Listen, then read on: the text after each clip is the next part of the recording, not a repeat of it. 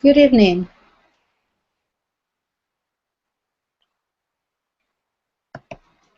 My name is Elianne Ramos, and I'll be your host tonight. Tonight we're having a conversation about one of those issues that are considered taboo in our community, being a young parent. In addition to the actual craziness of being young Latinos have to contend with several conflicting but pervasive cultural expectations, such as the tendency to discuss sex only in the context of marriage, if at all, or the push for Latina women to begin families earlier, while at the same time stigmatizing them if, God forbid, they happen to become single mothers. All of these create a complex dynamic that often leaves young parents isolated, vulnerable, and without much needed guidance on becoming the best parents that they can be.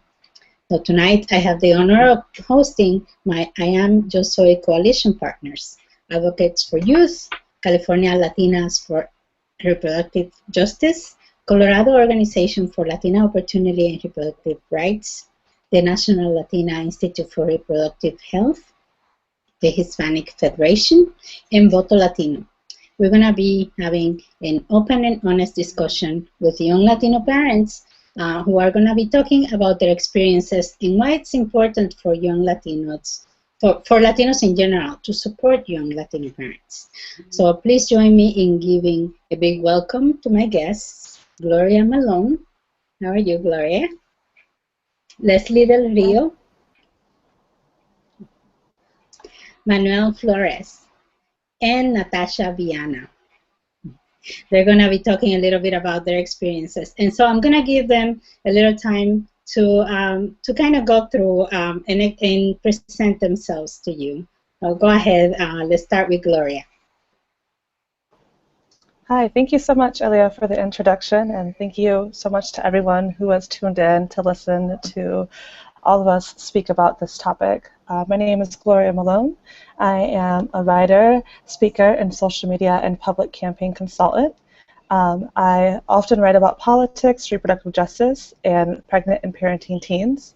I am a co-founder of No Teen Shame, a Poderosa activist with the National Latina Institute of Reproductive Health, and an Echoing Ida writer.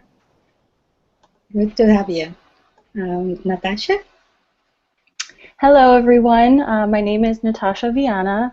I am a Boston-based Latina activist. I use technology and strategic communications for social change. Of course, I am a young mama. That's why I'm on this call.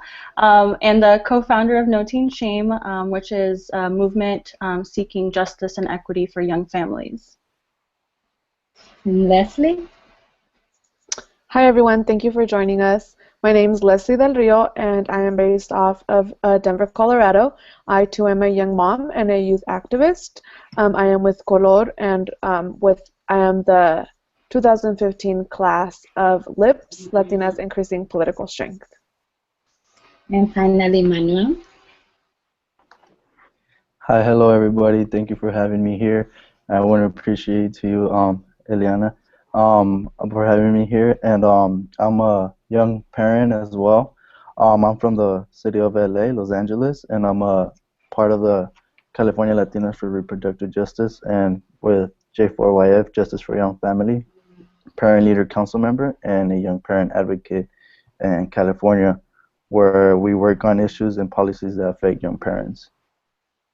Wow, and I'm just so honored to be welcoming you tonight. All of you are young parents. That is an experience that I went through as well, and so I'm very excited about this conversation tonight. So let me start with a question for all of you.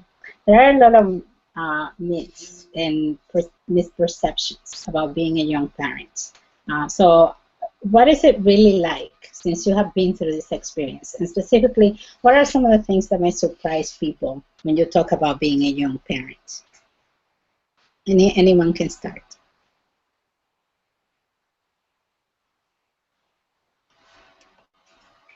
So I think one of my favorite pieces of being a young mom and things that we don't often hear about is the fact that we can enjoy parenthood at a young age. I think oftentimes there's this misconception that teens who become parents lead very devastating lives. But my reality is that motherhood actually made my life a little bit more exciting and fun, and it's something that's been really rewarding. And so in that way, I mean, I love talking about how proud I am to be a young mama. And I'm sure you're doing a great job too. Anyone else wants to add to that? Miguel? Manuel, sorry.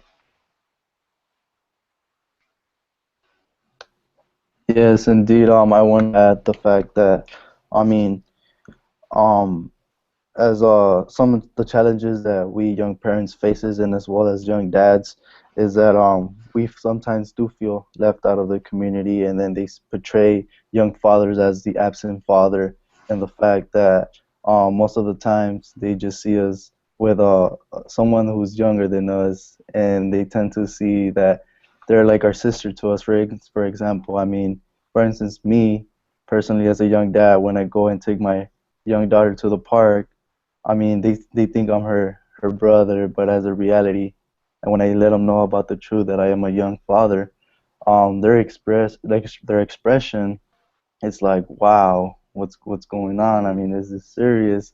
And I mean, they see it as the absent father, as I mentioned, as in the fact that they just see me as if I was a brother to them, and hopefully, we can send a message and be able to share some of the thoughts that us as young dads we accomplish as well.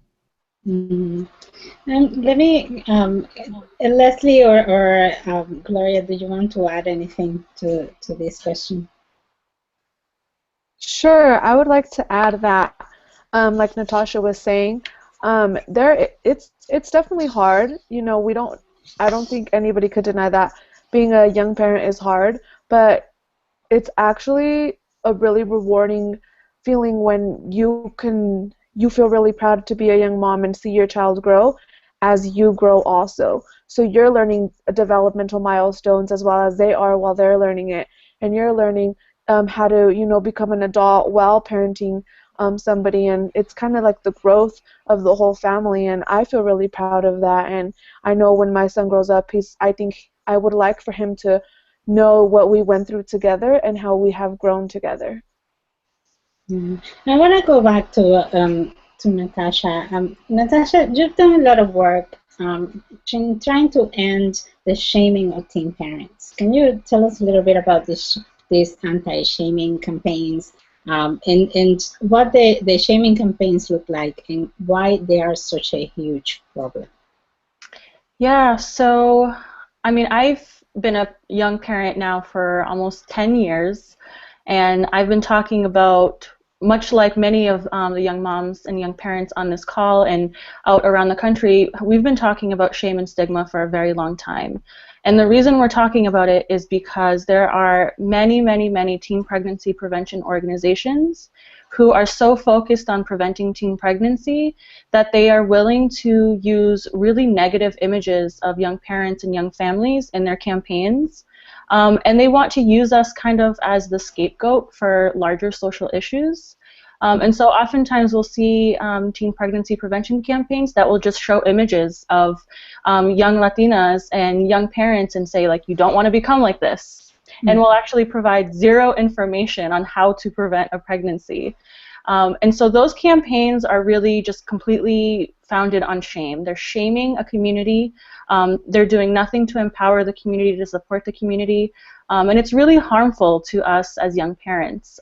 It's a problem because as young parents, sometimes we can internalize these messages. If enough people in society are telling us that we're not worthy, that we don't deserve respect, what happens if we start to believe that? And so that's a problem. And the second problem is that many of the people in our community who have the power to support us are being exposed to these messages as well. And so there are many well-intentioned people who just have it in their minds that teen pregnancy equals bad. And so when they meet a teen parent, they have all of these biases and stereotypes that are already at the forefront of their minds that then impacts how they engage with young parents. So it's really problematic and important that if we're going to talk about supporting young people, that we include language that is supportive of teen parents too. Very true, very true. And I'm sure that you guys have gone through some of these. Lesley, you're a young parent. Have you ever seen campaigns like this, or has somebody tried to shame you because you're a young parent? How does that make you feel when that happens? Yeah, I actually did some work with the state's health department, and I did a lot of sexual health work, which a lot of it was preventative care and preventing teen pregnancy. And I really had the honor to work with people that were really inclusive of me being a teen parent and me bringing that, because teen pregnancy, nobody wants anybody to get pregnant at a young age because, like I said, it's hard. But like even the statistics that some people show at schools, during their sex ed talks, that likely a child of a teen parent is unlikely to succeed and to graduate high school, and young moms don't earn as much, and that in itself is really harming towards young people, because what if their mom was a teen mom, and it's an unfortunate situation that you're placed in as a young person, that you're having this child, and being bombarded with these negative messages really makes you think about the choice that you made of keeping your child. And so I did work a lot with the campaigns out of New York, and a lot with No Teen Shame.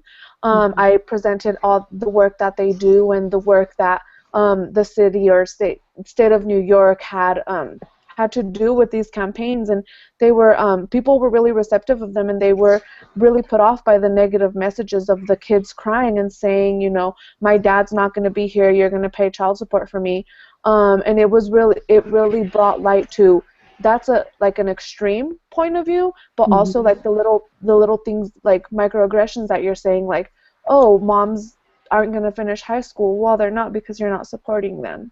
So it has impacted me and impacted the lives of people around me. But I think that me speaking up and having the safety and the comfort and actually like the intellectual voice to kind of express my feelings towards this has really been a blessing, and I'm fortunate to get to do that.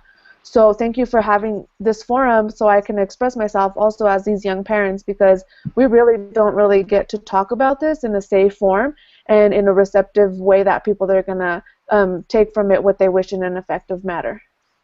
Yeah, that's very true. And you just said something that is key. Is the fact that there's some stereotypes that keep being reinforced every time that this problem is mentioned anywhere. Especially in the news, especially when you hear of studies and statistics. And another thing that is a stereotype that keeps getting reinforced is the fact that this is only spoken of in terms of women, in terms of the girls that become pregnant.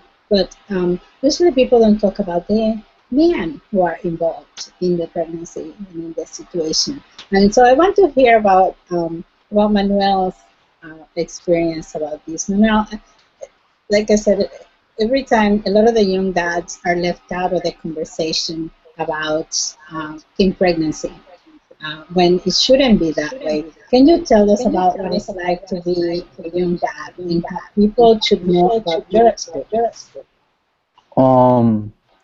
Something I really like to bring up to the point is that I do love my daughter, and most of the times we as young dads are seen out of the picture, as it was mentioned, and sometimes yes, we have our childs telling their mommies and telling them, my mom, child support comes a lot in hand, and some of the fact I just want to make it clear that some dads are committed to the families.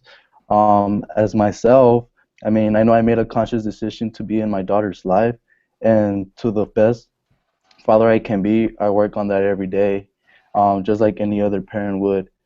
A lot of young dads choose to be in their children's life, even if they don't stay with the mother of the child. And I know that being a young dad has a lot of ups and downs, and that's just part of being a parent, no matter what age or circumstance you are in. But also, I like to put out that being involved in our kids' life is not only about providing or supporting with money, but many of us can also do that. But about more, we can do more than that. And I want to let people know that young dads also need support to be involved in their children's life.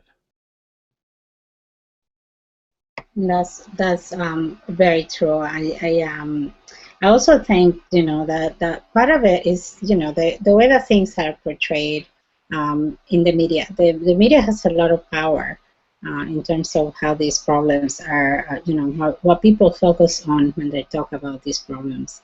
And I want to talk to Gloria now. Gloria, I know that you have written a lot about your experience about being a mom, being a young mom, and how important it is to support young parents. So why is it that important, and how can we do that? And how do you help, being that you have a voice out there, that you write about these things, and you have a present voice out there?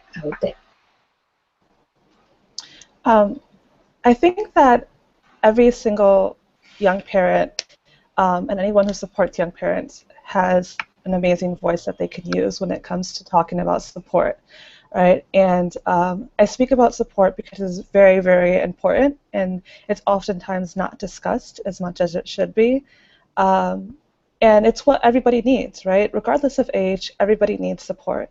And because teen and young parents are so bombarded with negative images in the media and academia and textbooks and sexual health curriculums, it's really important to talk about support as often as we can, because people who are talking negatively about young parents aren't taking a break. So we shouldn't take a break and talk about support. And support can come in many different ways. It can come, even if you're not a young parent, if you are in college and you're at school for a social work degree, right?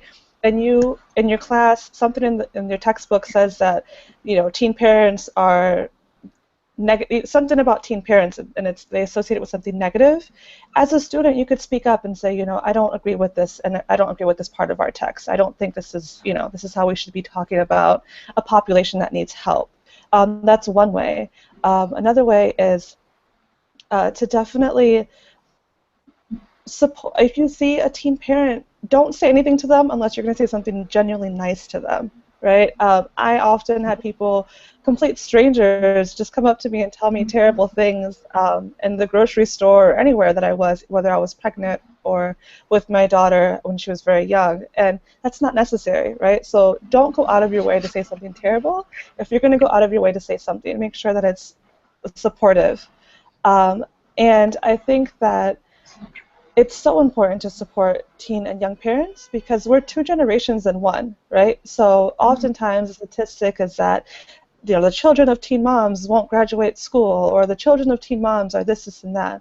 Well, if no one is helping the teenage mother and the teenage father access an education, stay in school, be able to get a better paying job, or any of the things that they feel they want to be a productive person in life, then how do you expect the child to rise above, the poverty or the educational inequalities or the social and economic inequalities that the parent is living in?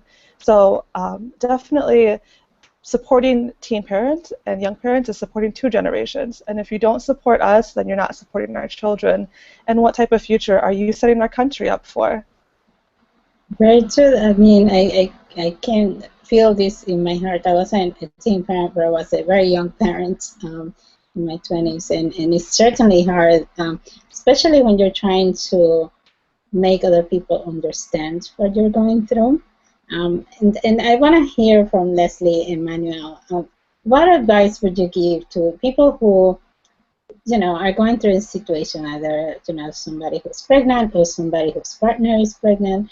What would you say to them about, how to talk to their parents, how to make other people understand their decisions and their struggles, of being a young parent? And either one can go first. Great. Well, I guess some advice that I would give somebody that just found out they're pregnant or their partner is pregnant is look for support. You know, you're not the only one, and you have to make a decision whether it's to get an abortion, whether it's adoption, whether it's to have your child. You need to be really secure of that you're making the right choice for you. And yeah, it's a hard time, and your head is not clear, and you're not going to think right, and you know your heart is going to hurt if you have a baby, if you don't, if you give it away. But make sure that you know in your heart that you are making the conscious decision of whatever it is to be a young parent. And I guess I would like to add to for people supporting young parents is, you know, we do have stories to tell, and yeah, sometimes they're not the funnest stories, and sometimes they're hardships what we go through, but don't pity us, empower us. You know, don't use our stories to sell your campaign or sell, you know, give us money for these teen parents or do this. Don't pity us. Like I feel very strongly about how I've come up and how I've came up from, you know, the dust with my son, but I don't like people to pity me. You know, I want people to keep empowering people like me. I'm not the end all be all of young parents. Of course, there's always going to be that, but you know, just don't pity us because we know how to, we as young parents, we're growing adults and we need support and we can do it, and that shows that we are strong, and yeah, that's it. And how about you, Manuel? What would you say to people about, you know, how can they understand what you're going through? Adding to what Lesley said, I want to add the fact that, I mean, yes, I mean, it's sometimes a bad decision, when bringing up this thing, about your friend being pregnant and stuff like that. And I know for a fact that when I was in high school, I want to share this little story that, I mean, I found out that I was the first young parent when I was in high school, and so all my other friends would tell me, what advice would you give me? Like, you know, this is the type of relationship I'm going with my partner, and at some point it would be a learning experience, I want to say, because even though I had my significant other right next to me, my partner, who I see her as my wife, um, I feel that when young ladies will approach to me, they would talk to me and they would tell me, um, how is it to be a young dad? How is it to be a young parent? I mean, I would get these questions and I would feel like, am I a mentor? Am I a teacher? I'm like, I would express myself and like I would share with them. It's not a easy choice, but as a young father, I want to share my experience that even though it is tough, I'm still committed to it. And if you are in that position, um, have advice. I mean, the best advice I would give you is, you know, I fell in love with my daughter since day one I saw her. I just want to be more part of her life, and honestly, I mean, it was the best thing I could have. Even though many people would put me down, tell me, you know what, you're so young at a young age to be having kids. I mean, I really just put those stereotypes and everything to the side, and I was looking forward into actually looking forward into my daughter's life, because I mean, not only was I doing it for myself now, I mean, I had something to worry about. And I felt that by giving this types of advice, letting them know that, you know, you're not alone. You're not the only parent, like Lesley mentioned. You're not the only parent in this world. There are many other parents who have gone through the same situation as you, and if they could do it, then you can too. And I mean, sometimes we need the advice of our parents, and I feel that the advice of our parents are more stronger than those of our friends, because at some point, I know that in my situation, um, my girlfriend, she when we found out that she was pregnant, it came to the fact that her mom was just came out of the from work. It was a late night, and she went into the hospital with a big stomach ache, and then she went in through the emergency room, and they found out the doctor had explained to her that she did not have a stomach ache. What was going on is she was pregnant, and that really shocked me when I found out. So the doctor really just asked my girlfriend if she wanted to personally tell her mom, or if she or he wanted her to tell her mom, and she decided for the doctor to tell her instead. And when they came up to the point to telling her, oh, what is it that you guys want to do with the baby, I mean, I was literally for it. I was like, yes, we're gonna have a kid. And but the last word was my mother-in-law's word, and that's what really kind of counted. And then when I heard that she said she's not having an abortion, she's going to keep the baby, we're gonna support her. I mean, everybody has a life and a story to tell, and I want this to be my story to tell. And I mean, I love sharing this experience. And I honestly, like, to all those stereotypes into whatever's going on in the world, putting us teen parents down, I want to actually put a stop to that, because I want them to be able to recognize us as young parents, but young parents who are not giving up. And I mean, we're all human in a way, and everybody's meant to be treated equally, no matter who we are, what age we are, or race, ethnicity. I mean, we're all the same. And if, I mean, that's the best advice I could probably give to somebody who has an experience or is expecting to have a baby. That is such a beautiful story. You're gonna make me cry. But I want to hear from Lesley. You mentioned, Manuel, that your mother-in-law was very supportive, and your family. Lesley, who was supportive to you? And how did that help you and your young family? Well, my mom wasn't very receptive to the idea of me wanting to keep my child, and like a traditional Hispanic household, they're like, well, now you have to get married, and unfortunately, I was pressured into being in a long-term serious relationship and marriage with the father of my child, which wasn't the healthiest choice, but during my pregnancy, my cousin was my biggest support. And when I had my child, I entered high school. It's called Florence Crittenton High School, and it's a high school for pregnant and parenting teen moms, where I just felt at home. I didn't have to leave my baby behind. He walked in the doors with me, and he was in the same building, and I was surrounded by other teen moms that we talked about breastfeeding and placentas and baby daddies, and I just felt really at home with that. And that was my support group, was my peers and the staff there. I muted myself.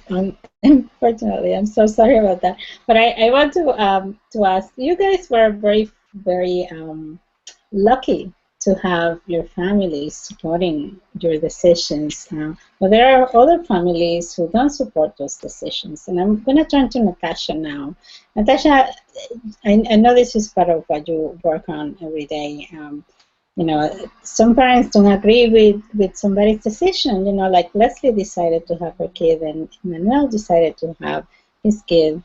So how can family members or parents of younger kids going through this help to support them, even if they don't agree? Because regardless of whether you agree or not, they still need the support. How can they help regardless? So I think the first piece is for parents and families to recognize that if your child becomes a parent, that in no way means you have failed, and in no way means that this is a negative thing that's happening in that person's life. I think, again, going back to how our culture really stigmatizes and shames what teen pregnancy looks like, it's scary even for parents, because they also don't want that for their children. But I think most importantly, it's important to acknowledge that our roles as parents, because now I'm in a position where I'm thinking about how I will talk to my daughter about certain issues. And my belief is that our role as parents is to ensure that we have open communication with our kids, and that if something happens in their life, if they're facing an obstacle or a barrier, that we're there to support them through it, and that we show them that they can get past it and that they can still achieve their dreams. And I know that there are a lot of parents who may not agree with a young person's decision to parent. I myself, when I told my parents that I was pregnant and that I decided that I wanted to become a mother, I was kicked out of my home. So I was only 8 or 9 weeks pregnant, so very early. I was 17, and I was kicked out of my home. And so I dealt with a lot of trying to figure out why my parents would do that to me, and I had a lot of really hard feelings. And me being kicked out essentially wasn't helpful. I was in a very vulnerable situation. I was very confused. I was afraid, and then I completely lost the support of my family. But I know I spent a lot of time thinking about, well, why did my parents do that, and what kind of issues were they dealing with? My parents are immigrant parents, and so for them, coming to the U.S. and raising me here was an opportunity to do something really amazing and to create this amazing person. And I think when they found out that I was pregnant, that I was kind of undoing all of their amazing work. But what I wanted to prove to them through my pregnancy and as a parent was that I'm not only going to be an amazing parent, but I'm also still going to be an amazing person. And so I think it's really important for parents and families to keep in mind that we can still support young people when they become parents, and that like Gloria was saying, we're now supporting 2 generations and helping build 2 awesome generations. Yeah, and I mean it's unfortunate, that to have young parents being stigmatized like this, and in some cases, just like being blocked off the family in so many ways. But in your work, Natasha, you have met a lot of young parents. What motivates young parents like you and like Lesley and like Manuel to succeed and to overcome all of these barriers that we've been talking about? Natasha. So it's funny because I was raised Catholic, and so I've been connected to a teen mom my whole life. So Jesus was born to a teen. So I have been around teen moms for my whole life. My mom was a teenage mom. My grandmother was a teenage mom. A lot of my cousins and relatives were teenage moms. So I think it's important to recognize that there are some really amazing young parents in the world who are doing incredible things. No Teen Shame is a group of 7 young moms from different parts of the country who are doing amazing work to push back against negative stigmatization and reframing teen pregnancy. Every time I go somewhere and I meet another young parent, their story is amazing. They're doing the most amazing things, and they have the most beautiful visions. And all we need is equitable access to resources and support, and to have people who really believe in us. And there are so many barriers in kind of reaching our goals and reaching some of our dreams, but I think it's important for us to know that we have each other. And that we can engage with each other, and that we can support each other through this, and that there are many people who want to see us thrive too. And speaking of, seeing you strive, I know that there are a lot of different support systems out there. When you're in that situation, you may feel like there's no support for you, but there are actually a lot of support organizations and resources out there. And I want to talk to Gloria about this. Gloria, can you talk to us a little bit about some of those resources? What can young people find out there? What resources are there to navigate some of these challenges, and also to to get some support for the things that they go through every day? I think that online resources are great. Like, you can find anything on the internet. That's how I was able to connect with so many young parent activists from around the country and organizations that support pregnant and parenting young people. And I always tell people to just Google, right? Google what you need. Like, Google doesn't judge you for what you type into your search box, right? So if you need housing support, if you need, food support, if you need mental health support, take to Google and find what type of local resources you have in your area. I also always tell people to connect with their local civil liberties union and see what type of Title IX federal rights supports they have, because all pregnant and parenting young people in the country are covered under federal Title IX rights, which says that you can miss school if it's medically necessary for pregnancy or birth-related things, right? So whether it's for abortion or for a for gynecological appointments or any of that. And that's really, really important to know. I also think that blogs and websites from other teen parents can be a very comforting place. It's really awesome to be able to read someone else's story or hear someone else's story and not feel as alone. Being a pregnant and parenting young person can be a very isolating experience because of all the stigma and shame that that is prominent in our culture.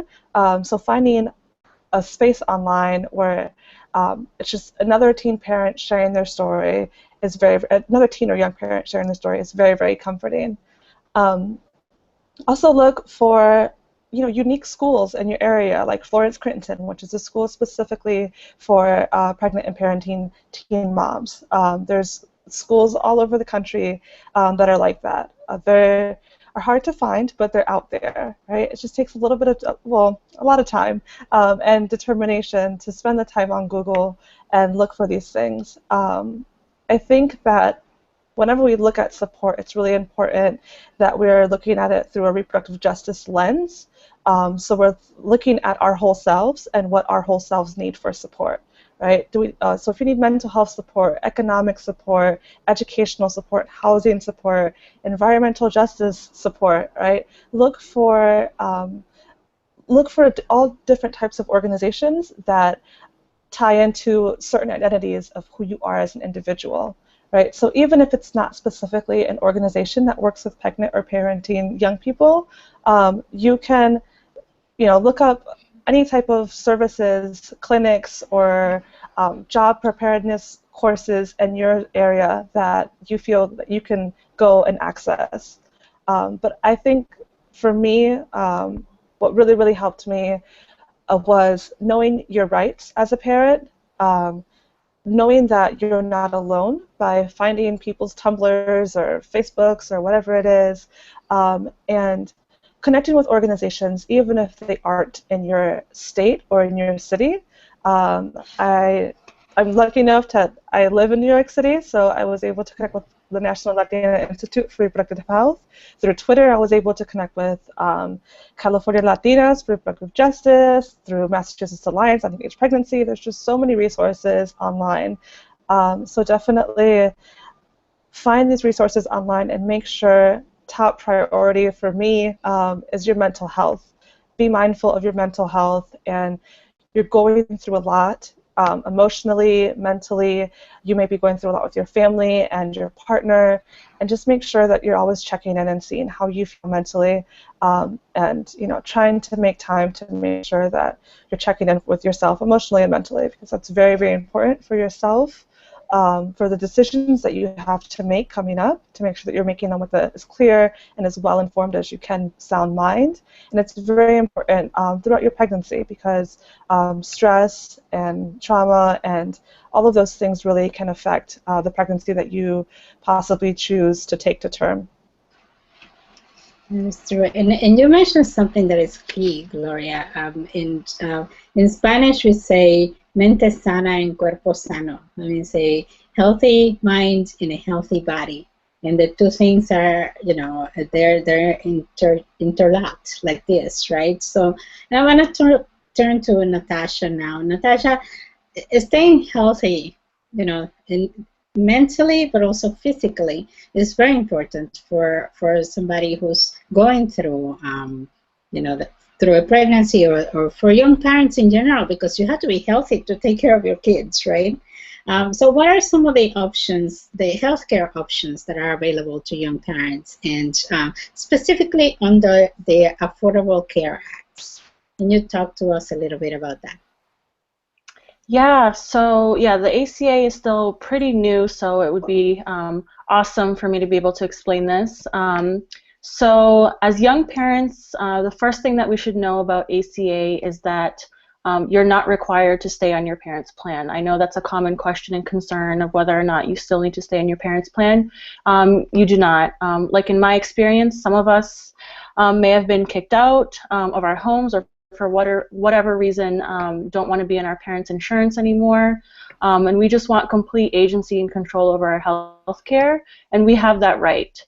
So while they did extend the limit to allow young people to stay on their parents' plan until they turn 26, you are entitled to your own plan as a young parent. So, I mean, for some young people, it may be beneficial to stay on until you're 26, but it may not necessarily be right for everyone. Additionally, it's really important to know that you can get maternity and newborn care, that you have access to dental care, that birth control is covered with absolutely no copay required, and as we were just talking about, you are entitled to mental health screenings. We know that young Latinas are most likely to suffer from depression and mental health illnesses, but the reality is that only 1 in 5 of us actually ever contact a healthcare provider about it. So it's important for us to take that step towards our own health. And of course, depending on your state, there are some states that allow undocumented young parents to get health insurance, but again, it varies depending on the state.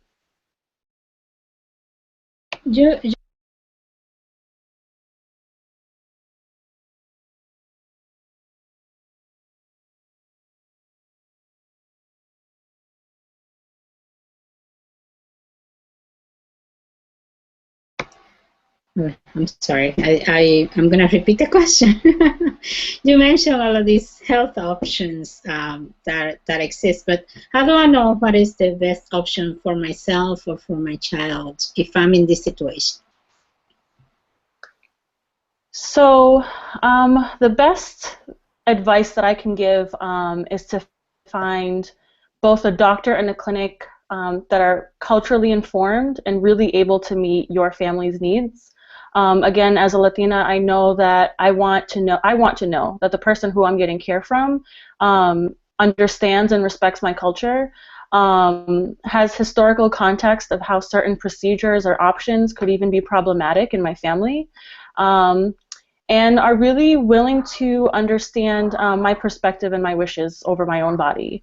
And unfortunately, the reality is that there are not enough Latino doctors in the U.S., but it is very possible to find them. And it is possible to also find doctors and clinics that are both informed and sensitive to our needs. And even more important, I would really recommend working to find a provider that speaks your language and who just makes you feel really comfortable. Mm-hmm. And I think the same kind of rule applies also when you know, as it is the case sometimes when you are undocumented. So if let's say that I'm an undocumented person, can I still access the quality, affordable care that I would need if I'm in that situation, if I'm, you know, if I have a pregnancy or have a young child? So if you are undocumented, your child may still qualify in many states, or your child may still qualify. And in many states, regardless of your immigration status, you can still qualify for prenatal and long-term care. So you can access health care during your pregnancy and after your pregnancy. So another concern is if your family is mixed immigration and citizenship, there's concerns that even if you do have to apply, might impact your partner or someone in your family. It's really important for people to know that you can still apply for health insurance, and they will not share that information with immigration officials. You can apply without fear of surveillance or deportation. But I think most importantly, it's important for everyone to check and see if they're eligible. And it's important to recognize that there are people in the United States right now who don't have health care because they simply haven't applied yet. Very true, very true. And now I'm gonna turn to Gloria. Gloria, you spoke about before the need for sex education and you know, and affordable birth control. So can you explain to us why these issues matter so much, you know, for young parents and for young people in general? Can you explain it? Yeah, so sexual health education is important for all people, right? We get one body in our life, and we this is probably going to upset some like mathematicians out there, but I always say like they spend so much time teaching us Haters gonna calculus and hate. geometry. You know, schools spend so much time teaching us like calculus and geometry and all of these things that if we don't go into a field that uses that, we don't really need all of that information. But they spend so little time teaching us accurate and LGBTQ inclusive sexual health education, right? And we need that because regardless of what you do with the rest of your life, you are always going to exist in your body, and you may become sexually active whenever you choose to. And it's really, really important to have the best and most accurate, medically accurate information from as early as you can to as old as you get, so you can have safer sex that's more enjoyable and just less stress-inducing, right, as you move through your life. Through the ACA, you are entitled to zero co-pay birth control, right? Regardless of what your pharmacist says, what your doctor says, anybody says, the Affordable Care Act says that you are entitled, that you have the right to co-pay-free birth control. And that is very important to make sure that people are able to plan if and when they want to have a child, when they want to have more children, and what they want to do with their body throughout their life.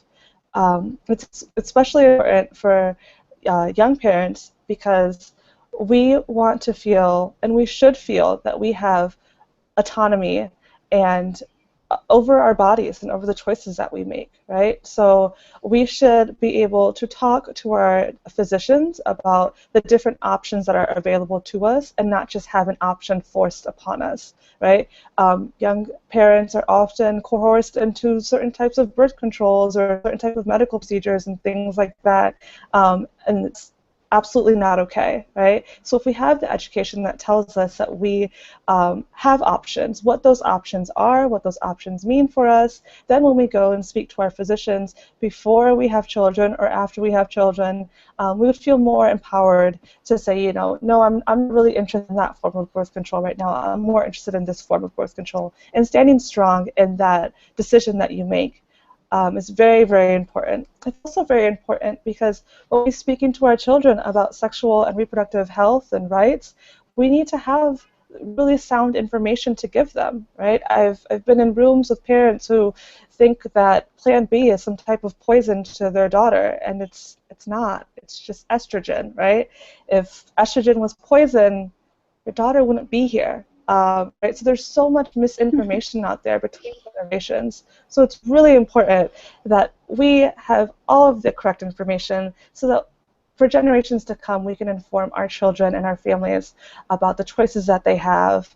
And like Natasha was saying, it's really important to have a physician who understands the history of certain birth controls and how, you know, there's sterilization of Latino women and women of color all over this country and all over the world that are still legal, right?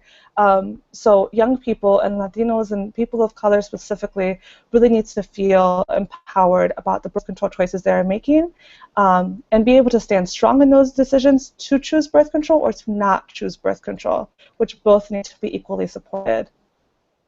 And I think you mentioned the key word here, because awareness leads to empowerment, and this is what is truly important for people to seek out this information, to know that they have rights, right? And how do you think that not having access to this information, you know, that to sex education or to have access only to abstinence only education, how do you think that contributes to unintended pregnancies? I think it contributes to unintended pregnancies, but again, it's really important to look at it from reproductive justice lens and to kind of pull back, right? So just giving young people sexual health education won't automatically get rid of unintended pregnancies within teen people, right? Multiple studies show that one of the leading indicators of an unintended pregnancy is poverty, right? And when we look at zip codes and who gets accurate, medically accurate sexual health education every semester in school or more often in school. It is more affluent neighborhoods that don't necessarily have a heavy Latino population, right? So we have to look at how poverty plays a huge role in unintended pregnancies in general, and then how it plays a role in the lack of access to certain educations that we have in our communities, which is also a really, really important part as to why we need to be talking about this in our households, right?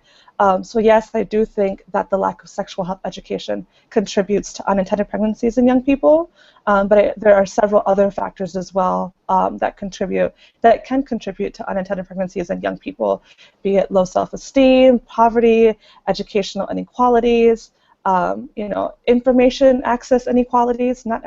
I mean, it's really awesome that we're all here speaking on Google Hangouts, but not everyone in this country has access to Google Hangouts, right? So it's really important to acknowledge those things while we're pushing for sexual health education. We also need to be pushing against poverty, right? Like, let's push back against poverty and see how far that will get us in educational equity and social and economic equity.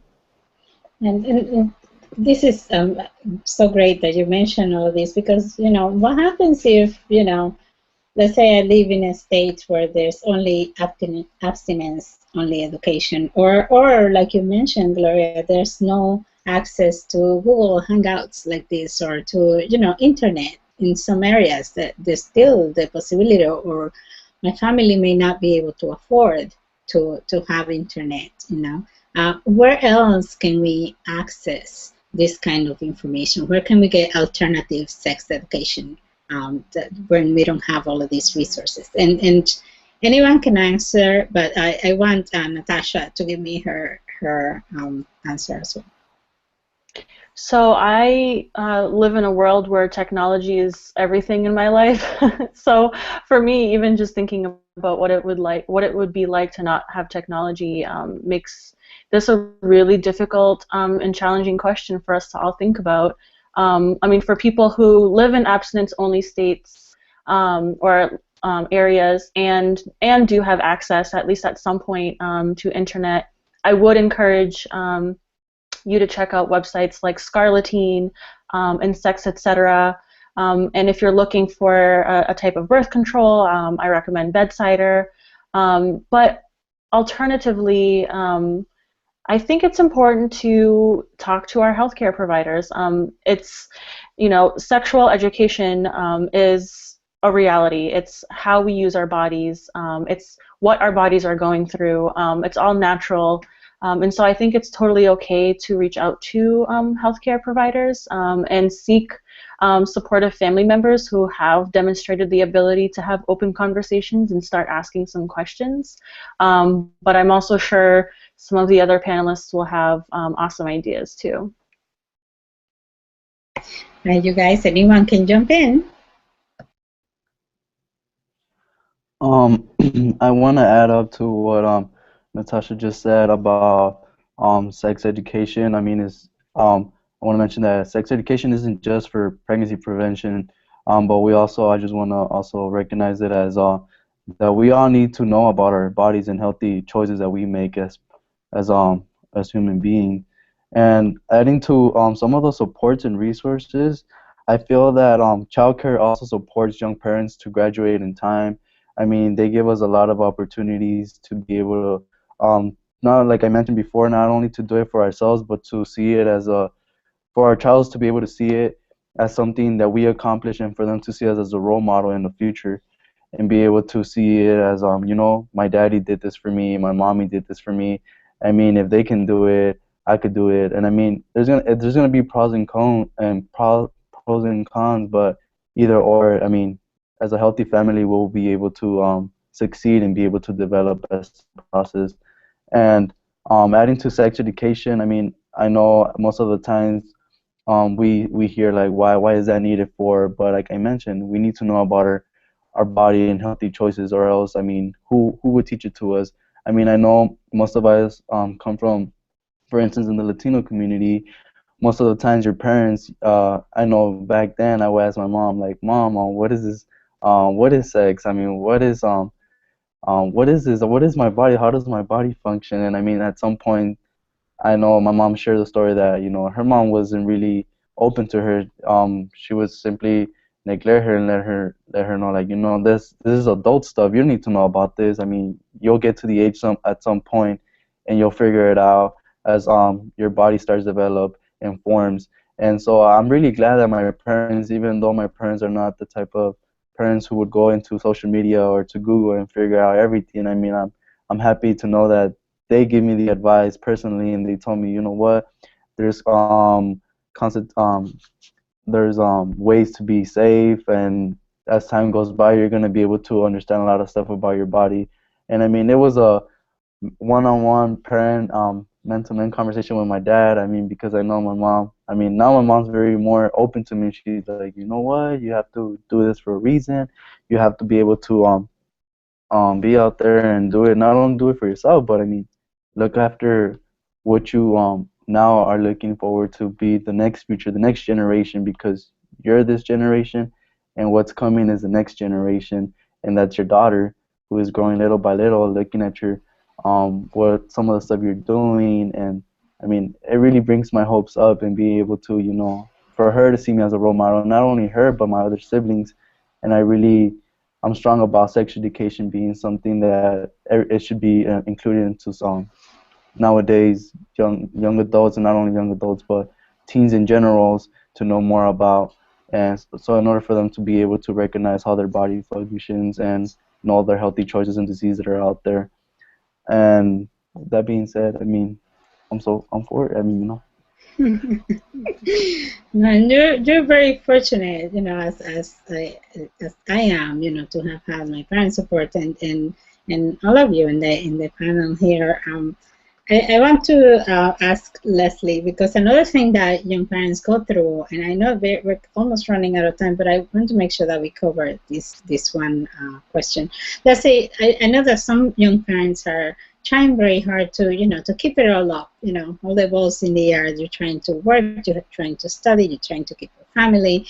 How do you do it? And what kind of support have you found out there for young parents like you who are trying to do all of these things?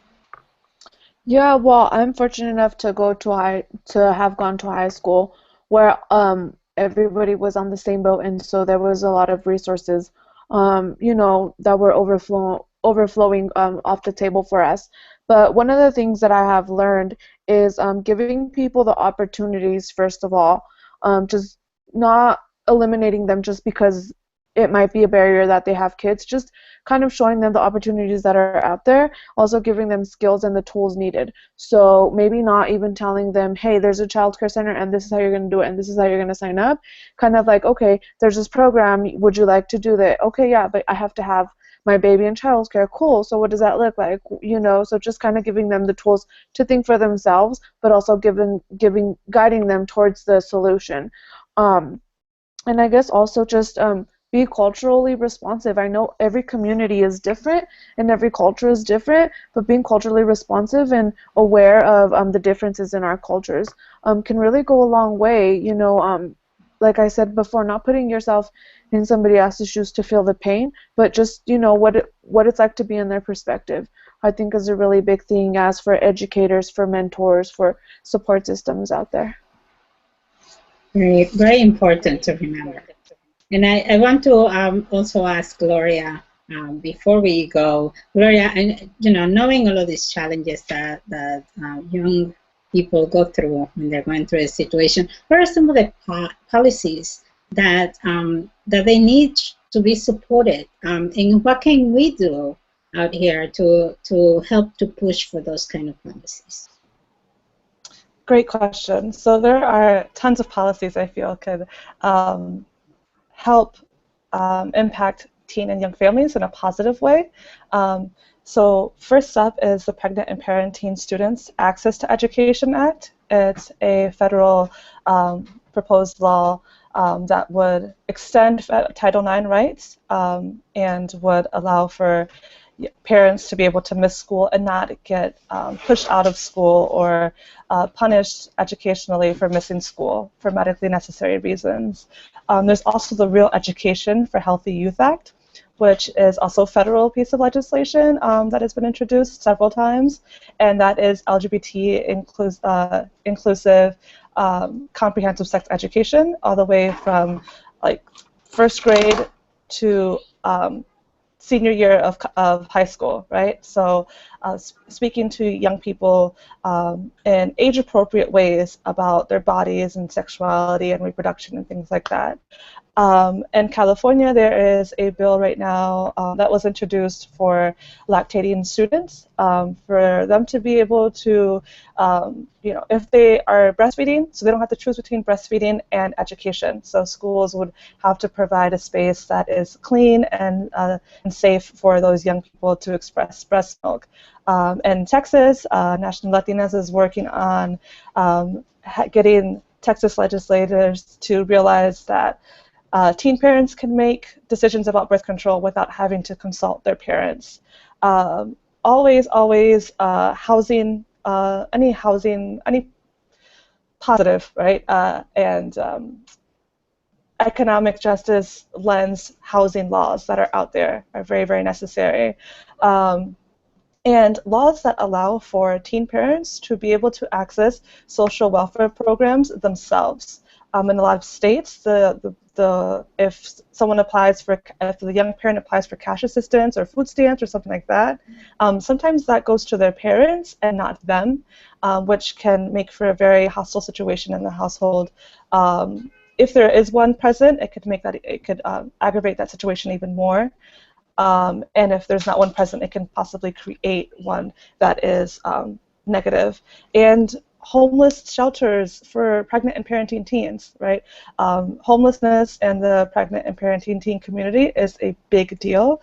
A lot of teen parents are faced with ultimatums of either you do this or you get kicked out, or parents are kicking their children out. So where do those young people go? Oftentimes shelters won't take us because we are still children ourselves, and then we have our own children. So the saying that I hate kids with kids. So we are kept out of homeless shelters because of these laws. So that's just a few, and I know we're running out of time, but definitely call your legislators, write them letters, tell everybody about these laws that are necessary for young parents to be able to thrive, right? Not just survive, but to be able to thrive and be the best parents that they can be for themselves, for their children, and for their communities. And you just mentioned some of the dire circumstances that some of these teens and some young parents, not just teens, but like young parents in general, go through. When you don't have your complete life together, but you also have another life that you have to take care of now. So, with all of this said, what would be your hopes for the future of your young families? And we can go like really quick. If you had one wish for your future, for the future of your family, what would it be? Anyone? Hope, and this essentially comes from the No Teen Shame vision, is that young parents across the country are seen as valuable, important, and industrious members of our society. Anyone else? Quickly, we're running out of time. Mine would be health. So healthy communities, healthy hearts, healthy minds, healthy, safe environments for us to raise our children, right? Not everybody, regardless if they are a pregnant or parenting young person, has a safe and healthy community. So I hope that that is true for me and everyone. Awesome. Lesley? Mine would probably be to be inclusive of all families and what everybody looks like. If it's a same-sex marriage or a teen parent, everybody is presented the same opportunities with the same skills and tools to fulfill what it means for each family to be successful. Beautiful. Manuel?